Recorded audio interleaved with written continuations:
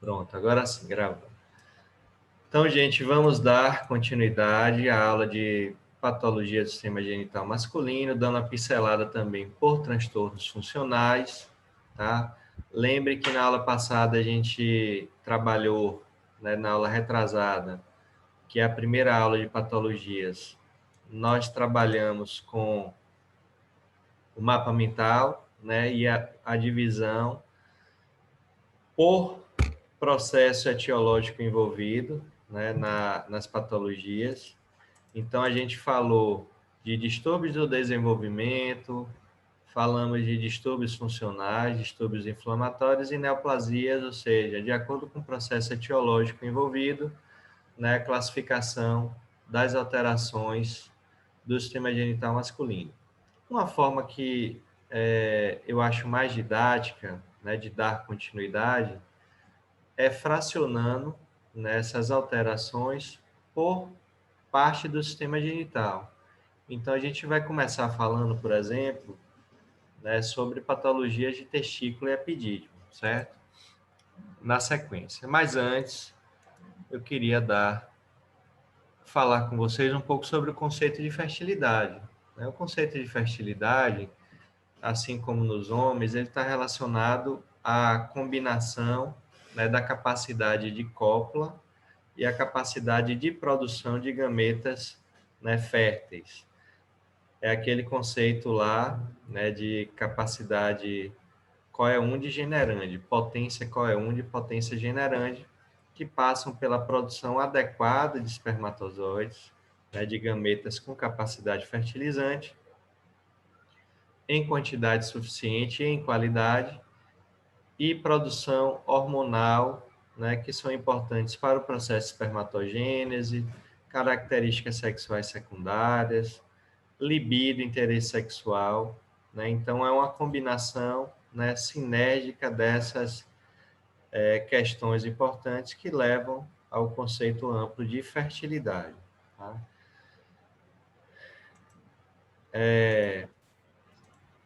Essas patologias, e aí focando já na patologia do testículo e do epidídimo,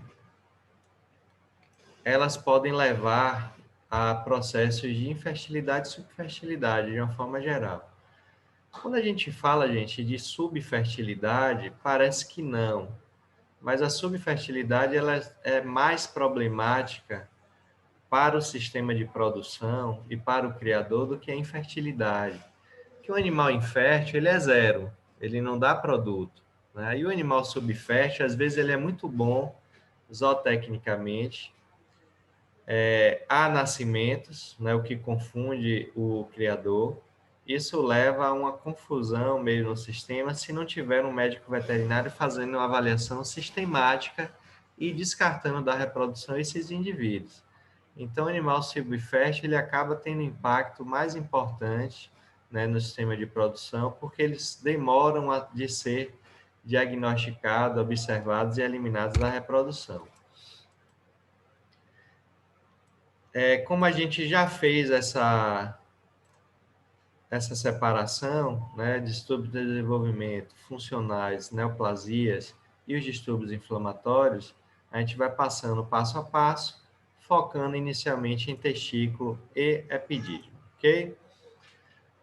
Distúrbios do desenvolvimento. Então, a possibilidade de monorquidismo, né, um testículo, anarquidismo, ausência do testículo, ou seja, são processos que levam à ausência congênita, total ou unilateral da gônada masculina, né, e podem ser, atenção, podem ser confundidos por um processo de monorquidismo ou anarquidismo falso, tá? Vou dar um exemplo bem prático, assim. Quando a gente faz uma castração utilizando a técnica de Burdizo, onde faz-se uma secção lá em funículo espermático, né, rompendo vasos e artérias, ou seja, aquele fluxo sanguíneo ele não chega. Então, sem nutrição da gônada, há um processo de atrofia gonadal. E aí o veterinário, quando chega e não sabe que isso aconteceu, ele pode ter a impressão de que aquela gônada ela está ausente, né? Porque a atrofia leva a uma diminuição importante do testículo. E, na verdade, é porque o animal foi submetido à castração. Então, processos que levam à perda de irrigação e atrofia importante da gônada podem confundir. Então, sempre que houver, né, na avaliação clínica, a inspeção e palpação, tome cuidado para fazer essa avaliação e palpar lá em cima em funículo, porque pode ter algo nesse sentido, tá? São comuns? Não, são bem raras, difíceis de serem visualizadas, né, encontradas, mas podem acontecer. O mesmo acontece para o poliorquidismo, que aí há a presença aí de uma terceira gônada, né? Temos alguns casos, já observamos um caso, e há casos em literatura, mas também não é muito comum. Além de outras estruturas que podem aparecer, como o apêndice testicular, que é uma remanescência dos ductos de Müller, que pode causar uma inflamação, e o veterinário no exame, na palpação, pode confundir com uma gônada supranumerária, né, um terceiro testículo. A mesma acontece com o tecido, né, adrenocortical acessório, que pode ser confundido ali, e ele fica na região de cabeça e do cordão espermático. A aplasia segmentar é quando há ausência de grandes ou pequenos segmentos, né? Então, são variados, podem ser segmentos, né, que não estão presentes, que não foram formados completamente no processo, né, de diferenciação e formação do sistema genital masculino ainda em vida fetal. Então, partes do epidídimo, cabeça presente, corpo ausente, cauda ausente, cabeça presente, ausência de canais deferentes, né, ampolas. Então, variações diversas podem ser encontradas. É comum, também é raro, pode ser unilateral, bilateral, existe um fator congênito aí associado. Aqui são exemplos de dois indivíduos, né, que um deles com ausência e aplasia segmentar, né, especificamente da cauda do epidídimo. Então, esse animal ele tinha ausência de cauda do epidídimo.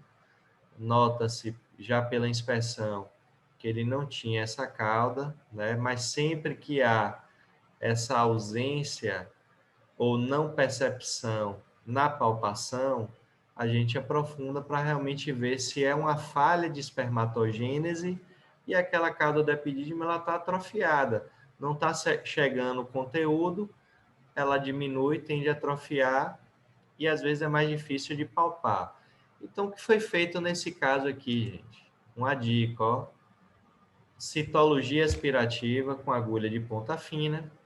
A gente vai lá no túbulo seminífero, né, aspira, né, faz aquele movimento de leque sob pressão negativa, traz para uma lâmina, né, esse material coletado, faz um squash, lâmina sobre lâmina, cora, e aí a gente faz a observação. Por que isso é importante? Porque a gente descarta se há falha de espermatogênese, porque se houver, não veremos aí nessa amostra coletada linhagens, né, de células das linhagens que vão gerar espermatozoides, espermatogônios, espermatócitos primários, secundários, espermátidos, tá? Uma outra dica bem importante que ainda é mais simples. Eu quero diferenciar se essa zoospermia, né, a ausência de espermatozoides, ela é obstrutiva, ou seja, há epidídimo, há ductos, mas há alguma obstrução, ou se é por alguma azoospermia não obstrutiva, ou seja, falha na espermatogênese. A gente pode fazer dosagem de fosfatase alcalina no material coletado. Coletou, não veio espermatozoide, mas veio plasma e conteúdo epididimário, ou seja, o ducto está livre, o canal está livre. A FA do ducto epididimário é muito mais alta do que das glândulas anexas. Então, se veio material do epidídimo, SFA tem que estar acima de 1.000, às vezes 2.000, né? Então, é uma forma mais tranquila da gente fazer um diagnóstico, né? Uma diferenciação de azospermia obstrutiva e não obstrutiva, certo? Ficou claro? Hipoplasia gonadal, doença importante, porque, como eu falei, lembrem que testículo, tudo que envolve testículo tem moderada a alta irritabilidade. Então, qualquer alteração congênita a nível testicular, o animal deve ser retirado. E está relacionada à normalidade cromossômica, certo? Aí, gente, vocês viram na primeira aula prática, que a gente mediu. Se vocês querem fazer uma seleção genética, não dá para sair fazendo histopatológico em todo o testículo ou avaliação, né, de genotipagem, anormalidade cromossômica. Há uma assimetria testicular importante, retira esse animal da reprodução, certo? É melhor pecar pelo excesso do que ser um pouco mais permissível, né, nesse processo, tá? Eu coloco aqui um exemplo de uma matéria do gato, o gato de pelagem tricolor, né, laranja, preto e branco. Ele é um gato que é muito comum no interior, o pessoal fala, ó, gato tricolor, ele é intersexo, não reproduz. Porque essa pelagem, né, o tricolor, né, do gato laranja, preto e branco, ele está relacionado à infertilidade realmente, é um intersexo. Tá? Então, gato macho tricolor quase sempre vai ser um animal com intersexualidade relacionado à hipoplasia testicular. Então, observem atenção a esse fator também.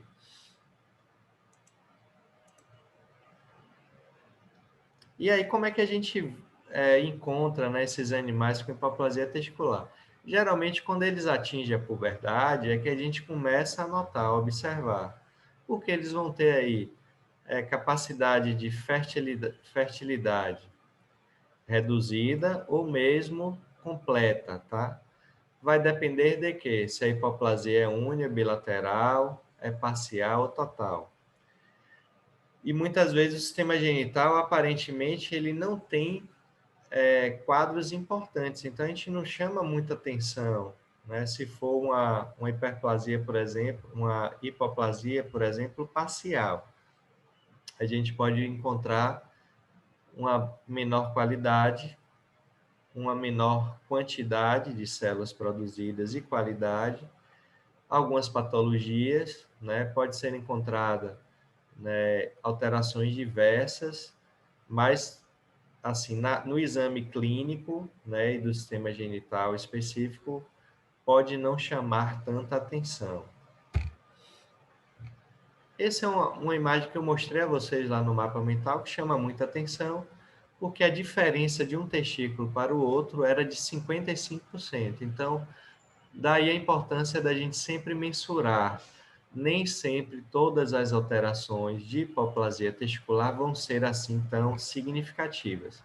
Então, aquelas medidas feitas por paquímetro, elas são importantes para detectarmos aí possíveis assimetrias. Esse é um caso de um animal, a gente faz as aulas de ACC, né, de campo, e esse animal ele foi trazido por problema respiratório, né, um quadro respiratório, tinha estertores pulmonares, secreção, e quando o animal chegou, o que chamou mais atenção a gente como professor de reprodução foi a assimetria testicular importante, um testículo muito inferior que o outro, era o reprodutor, né, era um pequeno criador que investia, comprou um animal puro da raçador, e, ou seja, né, ele estava postergando essa característica que ia levar à redução de fertilidade do seu rebanho, que já é pequeno, já tem limitações, então a orientação foi retirar esse animal, trocar por outro,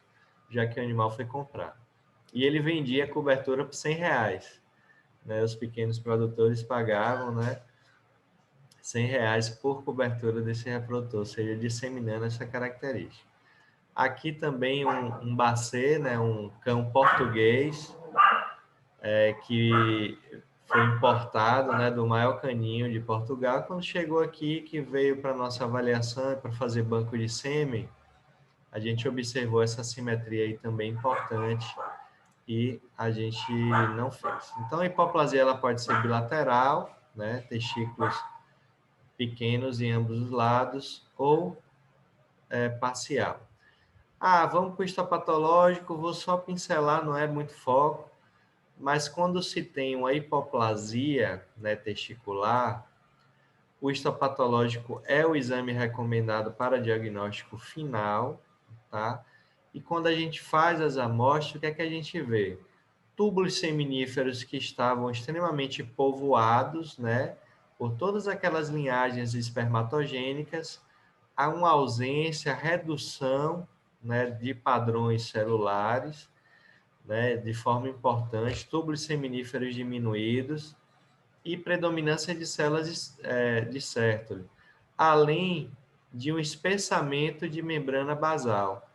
Por que isso está presente, gente? Justamente caracterizando que aqueles túbulos seminíferos, eles têm menor ou ausência de capacidade de produção de células germinativas de espermatozoides, e aí fica claro, né, quando o histopatológico ele é realizado, tá? Como eu falei, a hipoplasia pode ser total, parcial, moderada, intermediária e grave, vai depender do grau de comprometimento, né, dos túbulos seminíferos. Se é total, parcial, né, se é grave, quase todos os túbulos seminíferos estão inativos. Se ela é moderada, né, menos de 50% estão hipoplásicos.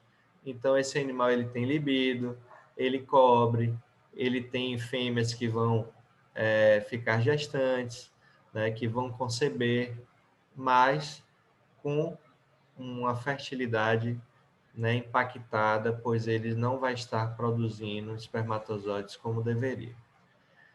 O criptorquidismo é outra patologia que entra aí e é uma falha da descida dos testículos, tá? Então, aquele testículo, especialmente dos animais de interesse zootécnico, né, ruminantes, equinos, os cães, os felinos, suínos, que o testículo ele precisa estar a temperaturas abaixo da corpórea, esse testículo retido em cavidade ou subcutâneo, né, não há espermatogênese e potencialmente há um aumento, né, do potencial em desenvolvimento de tumores aí testiculares, e por isso o prejuízo não só para a produção, né, para a reprodução, mas também do ponto de vista de saúde animal, tá? Então a recomendação é que esses animais eles sejam retirados da reprodução e o procedimento cirúrgico sempre que possível seja feito. Pode ser unilateral, se um testículo só está retido, bilateral, se ambos estão. Tem espécies que o criptorquidismo é mais comum, como nos cães e nos equinos, tá? É um fator genético aí importante e causas anatômicas diversas vão levar ao criptorquidismo. Lembrem lá daquela primeira aula, né? O gubernáculo ele pode ser deficiente lá ainda em vida fetal, fazendo essa transposição, encurtamento de vasos, né? Musculatura deficiente, aderências, anéis inguinais subdesenvolvidos, né? Que não permitem a passagem, e malformações diversas. Como eu falei, pode ser bilateral, unilateral, e aí, atenção, viu, gente? O testículo retido, seja ele uni ou bilateral, ele vai manter produção hormonal. Então, o animal vai ter interesse sexual, vai ter libido, vai executar monta, mas ele não vai produzir espermatozoides. Então, ele perde a capacidade fertilizante total se o criptorquidismo é bilateral. Se for unilateral, ele tem perda da quantidade de células produzidas, redução. Um lado produz, então ele tem capacidade de reproduzir. Esse é o risco, é o perigo, porque essa característica vai ser postergada. Aqui um caso de um animal criptorquida unilateral, com o testículo retido em cavidade abdominal. Já na imagem inferior, é um criptorquidismo unilateral, com a retenção com o testículo retido em subcutâneo, facilmente visualizado, palpável, e a cirurgia é mais simples, né? E o diagnóstico também. Aqui a gente tem que fazer uma pesquisa de ultrassom e às vezes a gente não identifica. Então, parte-se para uma laparotomia exploratória, né, no caso de um cão, caso a gente não encontre esse testículo. Equino também é bem comum. Infelizmente, algumas raças permitem registro e manutenção na reprodução do criptorquidismo, como a raça quarto de milha, né? Ou seja, uma contraseleção genética reprodutiva que está sendo feita, mas para os criadores, né, equino é funcionalidade. Então, o que importa é funcionalidade. Espermatocele, né, também faz parte do distúrbio de desenvolvimento, quase sempre está relacionado à digenesia, né, má formação ou ausência ou agenesia, fazendo com que alguma parte do túbulo, dos túbulos do sistema genital, né,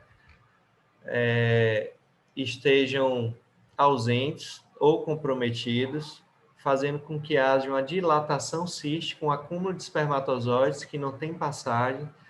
Essas células vão acumulando, vão degenerando, isso gera, em algum momento, uma ruptura da membrana basal, um extravasamento dessas células. Lembrem que os espermatozoides são células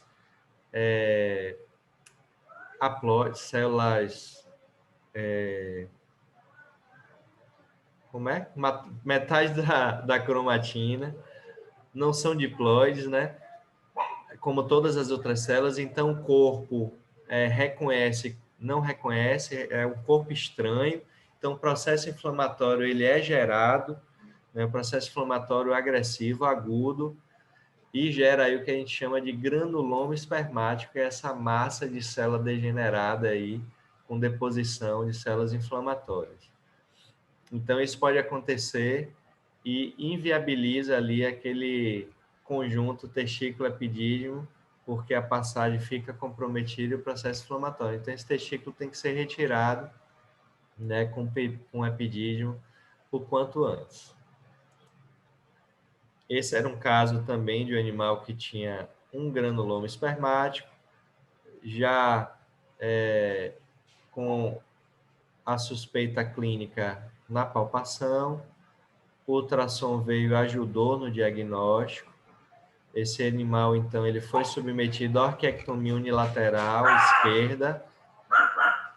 Esse material foi enviado para a histopatológica que fechou. E ele tinha um quadro bem interessante, que é tatame. E esse animal tinha um quadro bem interessante que era de destacamento de cauda, né? Notem que tem várias cabecinhas soltas com suas caudas, né? Esses espermatozoides eles eram produzidos, havia uma deficiência aí de colo, né, que faz a ligação cabeça-cauda, e essas células, quando ejaculadas, elas tinham uma ruptura da cabeça com a cauda, que era um quadro bem interessante, mais de 50% das células tinham essa alteração. E essa é a imagem do histopatológico, né, de um granuloma espermático, essa massa central de espermatozoides necrosados, né, presença de células epiteloides, linfócitos e uma malha evidente de tecido conjuntivo fibroso aí circundando essa massa de célula, e aí daí vem esse nome de granuloma espermático. Distúrbios funcionais, né? Temos a atrofia testicular, e a atrofia testicular ela acontece geralmente quando há privação de irrigação sanguínea, é o mais comum, mas ela pode vir também oriunda de privação de gonadotrofinas pituitárias, quando a gente faz a administração de esteroide, né, por tempo prolongado, andrógeno, a radiação ionizante, deficiência vitamínica, hipertermias sistêmicas e locais, infecções, denervações, neoplasia, ou seja, tudo que pode alterar a termorregulação ali pode comprometer. Na atrofia testicular, os espermatócitos e os derivados mais antigos das células de Leydig e células de Leydig, elas estão comprometidos, tá? Espermatogônias e células de Sertoli, eles estão ali, são as células mais resistentes e se mantêm. Por que eu acho importante reforçar isso? Se pegamos um indivíduo com atrofia testicular, em que o processo etiológico que levou à atrofia foi, por exemplo, uma hipertermia sistêmica local, e nós tratamos esse indivíduo, né, uma hemoparasitose, uma babesiose, esse animal ele tem uma cura, há uma remissão da hipertermia, esse animal ele pode sofrer uma repitelização testicular e voltar a produzir, tá? Então, pode ser um processo, né, temporário que a gente pode reverter em algumas situações. Quando é que é irreversível? Quando há radiação ionizante, né, por tempos e frequências importantes, esse animal, então, tem uma lesão, né, profunda de células-tronco, de espermatogônia, células de Sertoli e células de Leydig. Ou quando há uma ruptura lá, uma secção da irrigação sanguínea que chega ao testículo. Aqui um animal pós uma orquite crônica, né, com o testículo apresentando uma atrofia testicular importante. O outro lado, né, da atrofia é a hipertrofia, ou hiperplasia, ou hiperplasia testicular. São coisas diferentes, a hipertrofia e a hiperplasia, mas podem vir juntas. São raras, mas geralmente ligadas a desequilíbrios endócrinos. Quando?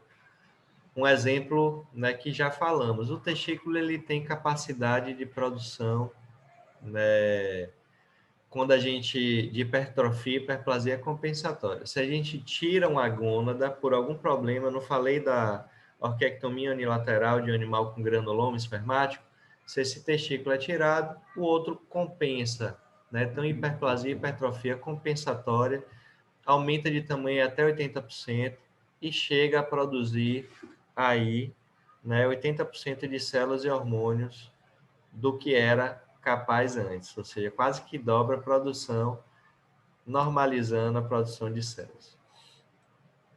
Distúrbios funcionais, a degeneração testicular é a mais importante delas, tá? A casuística é muito grande, especialmente em animais de produção, né, bovinos, que estão, né, em nível de campo, né, pastejando, submetidos a fortes temperaturas, ausência de sombreamento. Isso leva a uma alteração da termorregulação no ambiente testicular, levando então à perda de epitélio seminífero, né, flacidez testicular em primeiro momento, e que podem, né, comprometer a reprodução temporariamente ou em definitivo, a depender do grau de trauma. Essa degeneração pode ser discreta, severa, unilateral, bilateral. Geralmente ela é unilateral, mas se o problema é sistêmico, né, ocorre bilateralmente. E é uma diminuição da fertilidade porque os túbulos seminíferos, eles têm comprometimento. Se túbulo seminífero compromete, há comprometimento de produção de células e também de hormônio. Então, inicialmente, na palpação, esses testículos eles vão perdendo o grau. Não era um grau 3, gente? O normal? Grau 2,5, 2, 1. É aquele testículo que a gente palpa, né? Ambos os lados, uma flacidez importante. Então, eles podem estar inicialmente discretamente diminuídos, até que evolui, né, para uma consistência mais firme, um 1 que vai virando um 4, 4,5 e até o 5, duro, pedra, porque tecido conjuntivo, cicatrização, mineralização. Então, aquele epitélio que vai sendo perdido vai sendo substituído por tecido de cicatrização e há, então, a deposição do tecido conjuntivo e esse testículo ele vem a ser perdido, né, em uma fase posterior.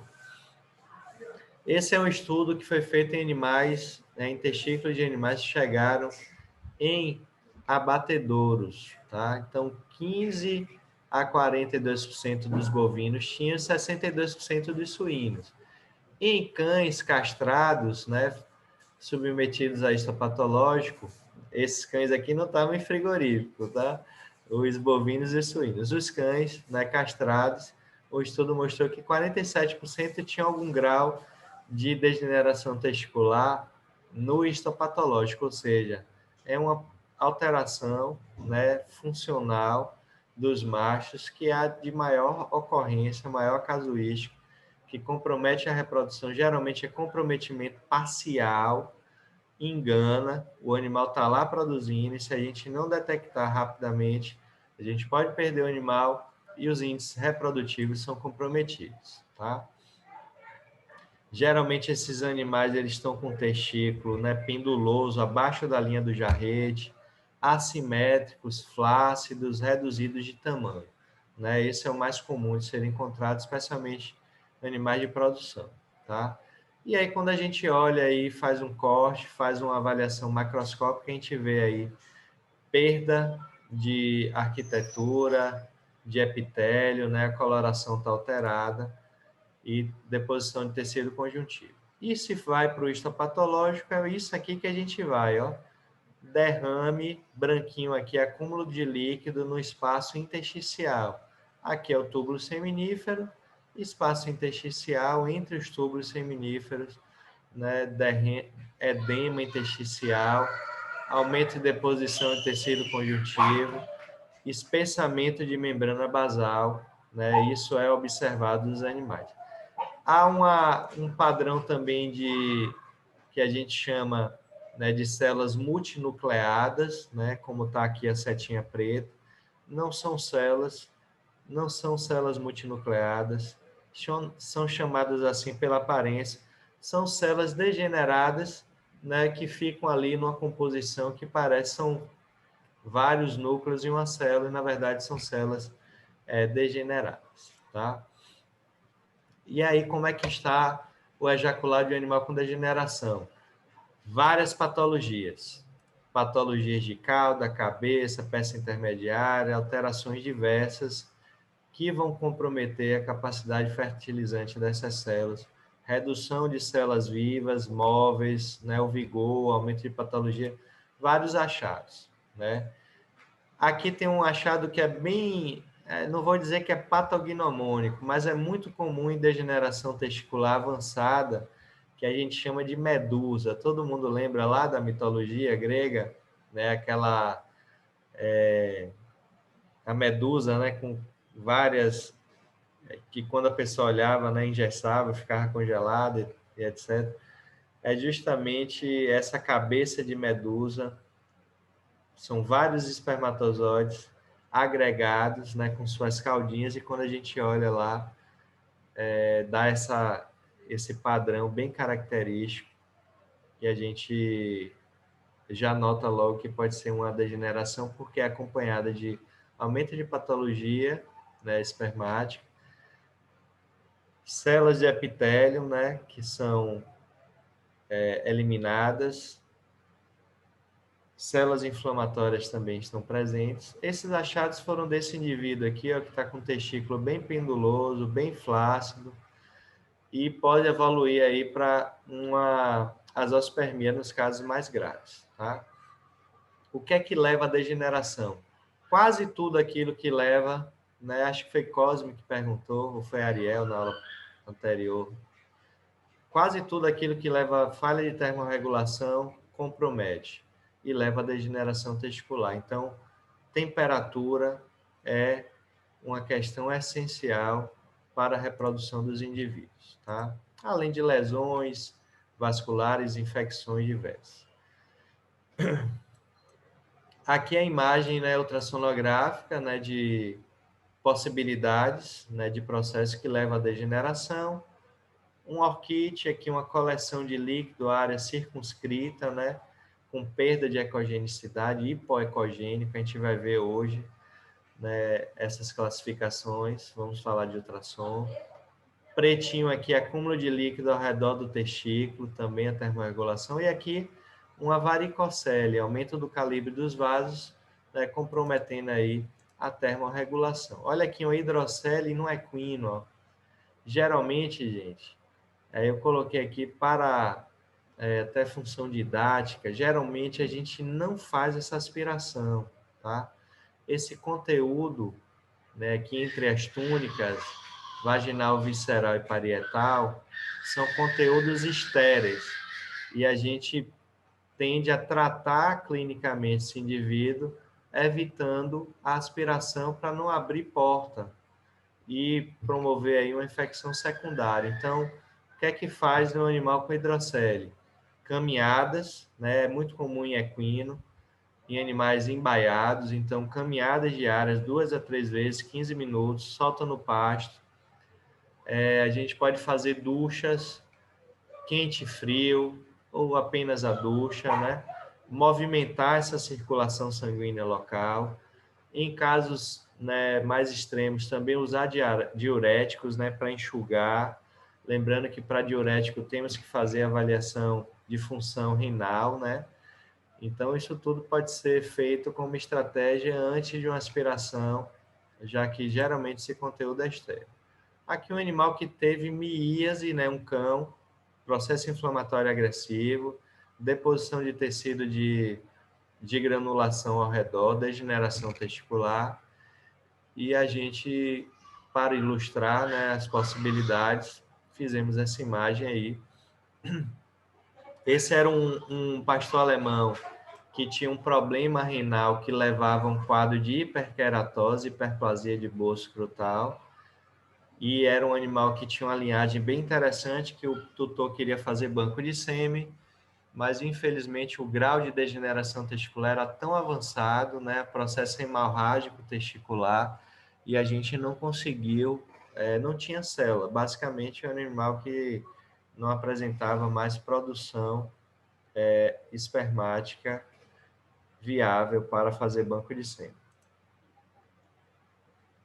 Aqui a técnica de colheita de sêmen pós-mortem, né? O nosso laboratório é um dos únicos do estado que fazem esse tipo. Então, a demanda até comum é de reprodutores superiores geneticamente, de produção, ou cães e gatos, que morrem e não tinham banco de sêmen, e esse material é nos enviado posteriormente, a gente faz a lavagem, consegue recuperar as células e fazer um banco de sêmen aí pós-mortem, garantindo que essa genética seja utilizada futuramente. Outras causas de degeneração testicular, né? Subnutrição, deficiências vitamínicas, obstruções diversas, autoimunidade, né? Uma agressão do corpo contra ele mesmo, levando então a extravasamento testicular, e aí resposta inflamatória e a termorregulação fica comprometida. Sempre temos no fundo, no pano de fundo aí a termorregulação quase sempre. Fatores hormonais, né, também o uso, nós já falamos disso, o uso, né, por tempo prolongado em altas doses de corticoide, anabolizantes, né, hormônios esteroides, isso tudo também pode levar à degeneração testicular, né, perda reprodutiva temporária ou não, tá? E a regeneração, lembrem que um ciclo do epitélio seminífero, lembrando lá da aula de espermatogênese, leva quantos dias? 60 dias. Então, se a gente tem uma agressão no epitélio seminífero importante, a gente precisa de 60 dias para recuperá-lo. Está aí a justificativa porque um laudo de exame endológico tem aí 60 dias de validade, que é o tempo de reptilização, é o tempo de espermatogênese, né? O tempo que a célula sai, uma célula-tronco é recrutada e ela sai pronta lá aproximadamente 60, 62 dias depois, tá? E a degeneração, enquanto não houver tecido de cicatrização, né, aquele grau 5 lá, tecido conjuntivo, a gente consegue recuperar esse animal, ou seja, a flacidez sempre é melhor do que a rigidez em um testículo, né, com problema de degeneração. Os distúrbios inflamatórios, né, que podem levar inclusive à degeneração testicular, são aqueles relacionados a orquites epididimites diversas, que nem sempre estão associadas a processos infecciosos, mas quase sempre estão. Então, infecções, especialmente de agentes, né, de predileção pelo sistema genital, a gente não aprofunda muito, porque a professora Melissa, né, aprofunda lá em doenças infecciosas, mas existem agentes infecciosos de predileção pelo sistema genital masculino, tá? Assim como feminino, como, por exemplo, a brucela, né, a brucelose, as bruceloses, a própria tuberculose e outros agentes aí secundários, né, como o Staphylococcus aureus, actinobacillus, as doenças virais, né, o BVD, o IBR, né, o herpivírus, a própria sinomose pode levar a alterações testiculares epididimárias, a própria leishmaniose, uma forma de contaminação e disseminação da doença é através do sêmen, né? Tem estudos, né, recentes que mostram isso. Então é isso. Aos agentes de predileção ou não, eles estão relacionados aos processos inflamatórios e infecciosos do sistema genital masculino e que causam grandes, né, eventos importantes de perdas na pecuária reprodutiva, e alguns deles são zoonoses. Por exemplo, a brucelose bovina, a Brucella abortus, é uma zoonose importante. A tuberculose, zoonose importante. Como é que é feita a transmissão para outros animais? Secreções e o ejaculado, tá? E os homens podem se contaminar pelo consumo do leite e da carne não processada. Então, você, médico veterinário, médica veterinária, como agente de saúde, tem que ter sempre essa preocupação. Estou numa fazenda, as zoonoses devem ser um foco importante do seu trabalho. Na clínica de pequenos, a mesma coisa. A brucelose canina também é uma zoonose. Então, suspeitou, viu um quadro de epididimite importante, sorologia para a Brucella canis, zoonose. Separa a criança, separa esse cão, separa a criança não, separa o cão do convívio familiar, orquiectomia, tratamento, né, e vai monitorando a cura. Enquanto isso, esse animal ele não pode ter contato. Então, lembrem disso, vocês como médicos veterinários cuidam da saúde animal para cuidar do ambiente também da saúde humana. Isso é muito importante que vocês internalizem essa percepção. Olha aqui, a brucelose canina não existe, é rara. Cão atendido no nosso setor da raça dálmata, convive lá com outros 4 cães, 3 crianças, né, em convívio bem próximo. Um animal que tinha um orquite epididimite importante. Esse é o parênquima testicular desse cão, com perda de arquitetura, perda de ecogenicidade, né, normal, e o animal foi diagnosticado nos exames de triagem e confirmação como brucelose canis, orquiectomia bilateral, tratamento com antibiótico terapia, né? Nesse caso, utilizamos uma combinação aí de streptomicina, penicilina e gentamicina, salvo engano. É um tratamento um pouco mais longo, né, sendo monitorado por testagens até a sua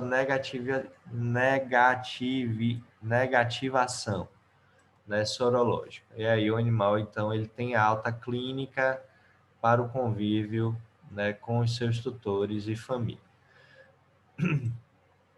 Quadro de orquite aqui no ovino, no bovino, é muito comum. esses problemas. E aí, sempre que a gente observa a orquite epididimite, verifica se foi trauma, não foi trauma, tem processo infeccioso, bota no radar sempre infecção, e se é infecção, separa o animal, fecha qual é a infecção, qual é o agente etiológico envolvido, é vírus, é bactéria, qual é, zoonose, não é, e aí toma-se as medidas adequadas e a terapêutica, né, de suporte adequado para o agente envolvido, tá? São várias causas, né, de orquite epididimite, vários processos estão envolvidos, né, na etiopatogenia também, e as curas, elas são variáveis de acordo com o grau de agressão, tá? Se é uma orquite epididimite bilateral, o processo é mais prolongado. Se é uma orquite em uma região, né, pontual, como a gente mostrou na imagem, o tratamento é mais simples. Se é disseminada, aí a coisa é mais complicada, tá? Esses eram dois animais que tiveram aí orquite e epididimite bilateral e apresentavam zero de fertilidade. Então foram para a nossa avaliação, quando éramos gerente de produção de uma central de genética, e a gente viu que realmente esses animais tinham azospermia. O que é azospermia?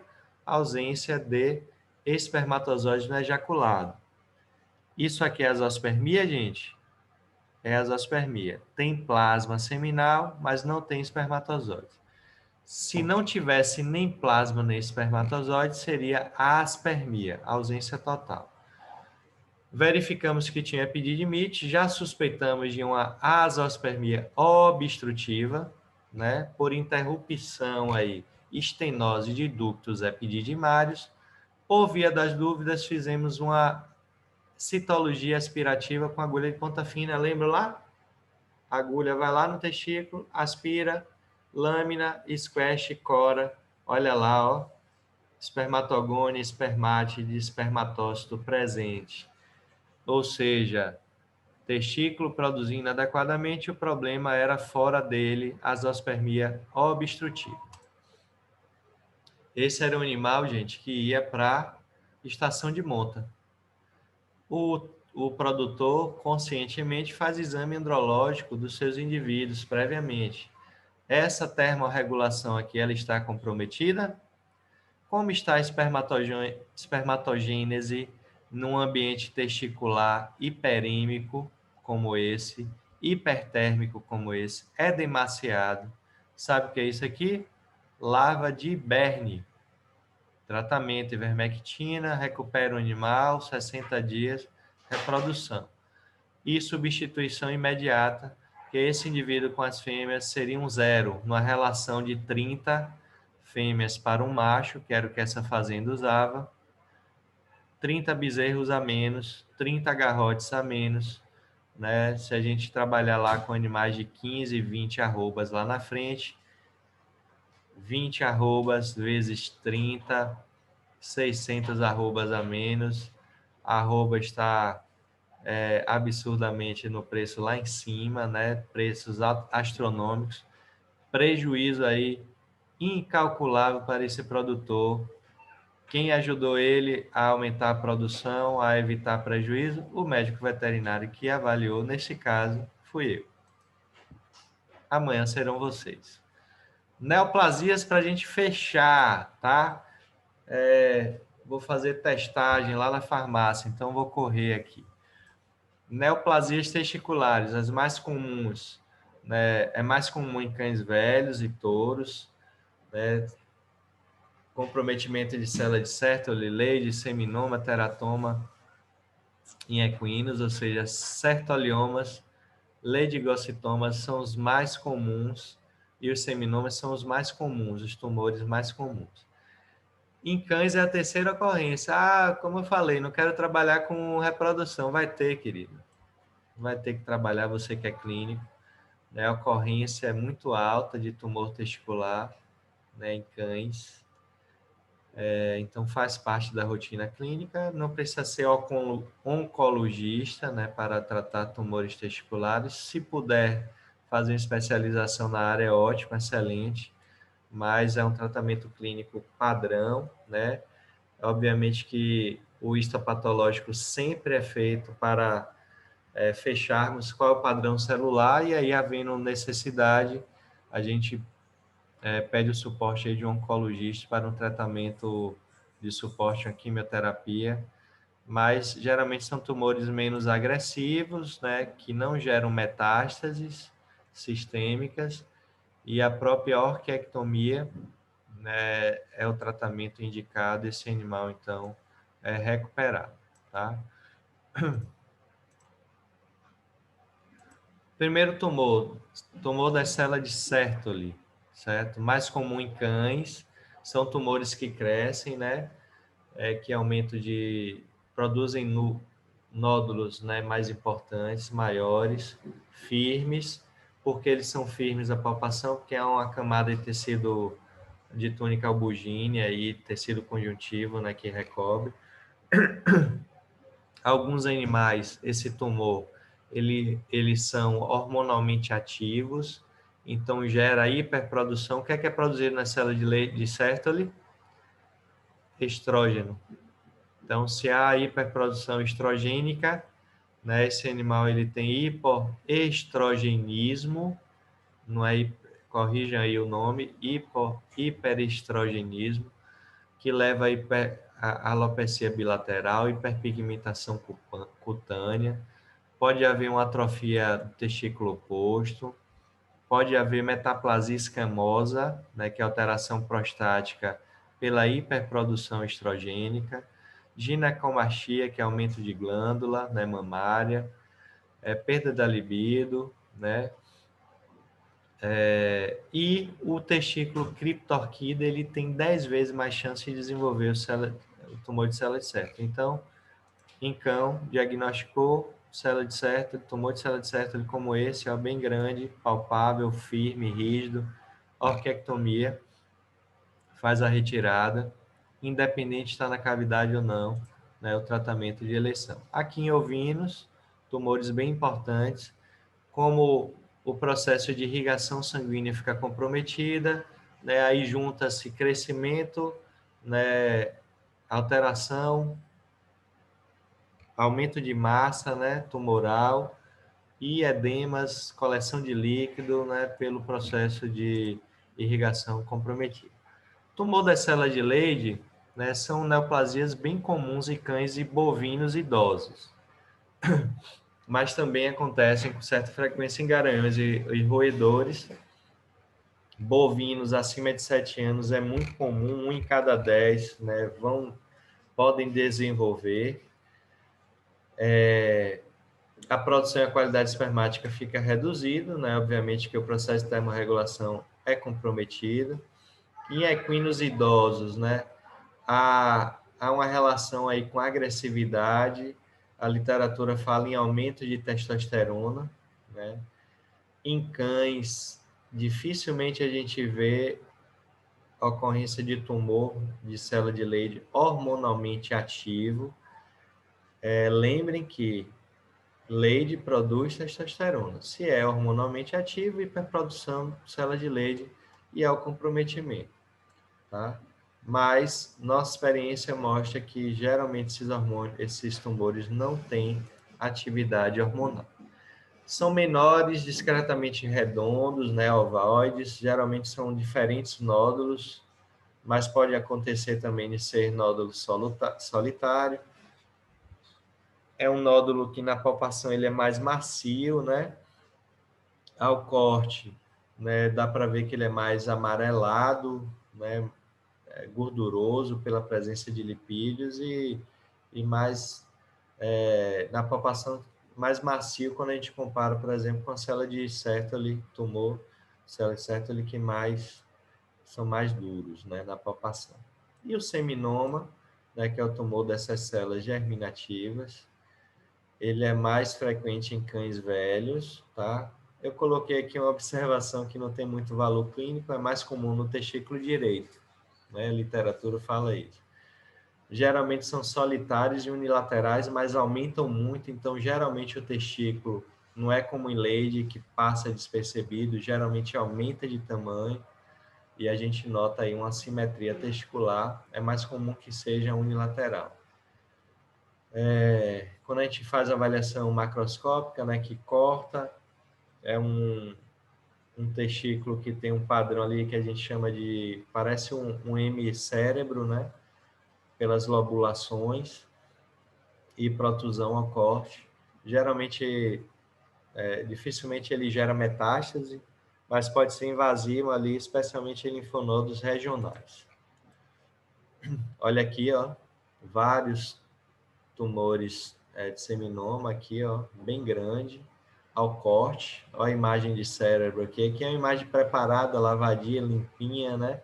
Para ver essas multilobulações. E aqui uma imagem mais crua, né? Um corte ainda um pouco sujo, né? Essas lobulações, mas dá para ver que aumenta de forma importante o tamanho. Aqui também é o cão, acho que era Furão o nome desse cachorrinho.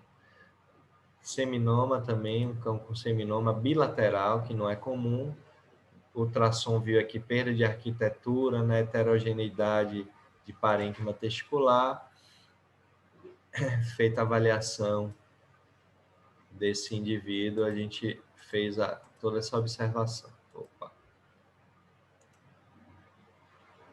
Aqui a avaliação com Doppler para ver irrigação. E a avaliação aqui do testículo e do epidídimo. Esse é um vídeo. Testículo esquerdo, testículo direito.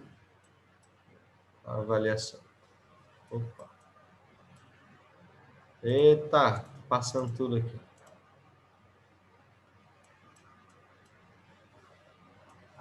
Ai, Jesus. Esse é um caso, gente, que é muito importante a gente chamar atenção, porque, a priori, na inspeção e na palpação, não dá para diferenciar, em alguns casos, se o tumor é testicular ou escroto. Então, o ultrassom é uma ferramenta extremamente importante para ajudar no diagnóstico diferencial. E aí, quando a gente vê, né, o ultrassom ajuda, a gente, né, conclui que é escroto, bota a mão na cabeça, porque é barril dobrado. Tumor de pele, né, gente? Então, são hemangiomas, hemangiosarcomas, carcinomas, mastocitomas, tumores extremamente agressivos que geram metástase, e o prognóstico desses animais é de reservado a negativo. Diria até que mais negativo, a depender do que tipo de padrão celular e da agressividade no estadiamento, né, feito, né, com a ajuda do oncologista e do histopatológico. Mas o que é feito de imediato é tratamento de suporte, né, ablação completa do escroto, né, com margem cirúrgica importante, raio-x de tórax, todo tumor, viu, gente? Do mais simples ao mais, o procedimento é padrão, clínica geral, raio-x de tórax, abdômen total, retira o tumor, né, ablação com orquiectomia bilateral, ablação de escroto com orquiectomia bilateral, manda para o histopatológico, havendo necessidade de quimioterapia associada e tratamento de suporte. Mas, infelizmente, esses tumores são bem agressivos e o animal aí tem um prognóstico bem negativo e pouco tempo de vida, tá? Então, geralmente o que a gente busca nesses casos é dar o máximo de conforto e analgesia para esses indivíduos. Ah, estou na dúvida se é testículo ou se é epidídimo. Olha o testículo aqui, ó, pequenininho, ó. É clássico encontrar, lembra da rede testicular, RET testes lá no centro do testículo, essa linhazinha branca aqui que passa no testículo. Parênquima homogêneo, né, túnicas aqui, ou seja, o testículo está preservado. Isso aqui é o tumor de escroto. Olha a pele, a linha hiperecogênica, que é a alteração, né, do escroto, e o outro testículo está aqui, é uma secção um pouco mais transversal, com a linha mediastinal aqui, tá? Beleza, a gente para por aqui, né? Testículo epidídimo, e as outras aulas a gente vai mandar para vocês. Já está, na verdade, esse material de suporte, ele já se encontra para vocês lá no Classroom, né? Toda essa aula, a aulona completa lá, pênis, glândulas acessórias, né? E complementação, tá bom? Vou parar aqui a gravação.